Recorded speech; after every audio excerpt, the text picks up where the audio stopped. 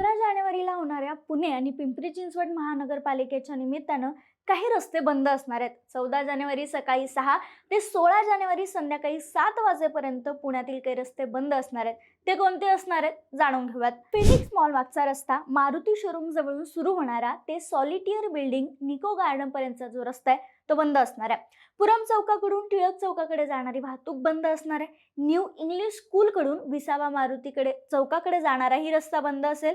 तर बाजीराव रोडने सनस पुतळा येथून नासी फडके चौकाकडे जाणारा मार्ग देखील बंद असणार आहे. सारसबाग खाऊ गल्ली येथून थोरले माधवराव पेशवे रोडकडे जाणारा रस्ता बंद असणार आहे. तुम्ही जर हडपसरच्या साईडला राहत असाल तर शिवसेना चौक ते साने गुरुजी पर्यंतचा पूर्ण मार्ग, पॉवर हाऊस चौक ते बॅनर्जी चौक पर्यंतचा रस्ता देखील बंद राहणार आहे.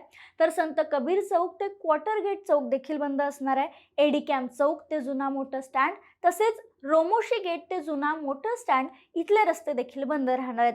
कोरेगाव पार्कच्या साईडला तुम्ही राहत असाल तर तिथे north main road lane number C ते पाणी पुरवठा केंद्र बर्निंग घाट महात्मा गांधी चौकाकडे जो जाणारा मार्ग आहे तो बंद असणार आहे. महात्मा गांधी चौकाकडून भारतरत्न मौलाना अबुल आझाद स्मारक पर्यंतचा मार्ग जो असणार आहे तो बंद असणार आहे. पर्यायी मार्ग उपलब्ध असतील तिथूनच ये जा करावी असं वाहतूक विभागानं सांगितलंय.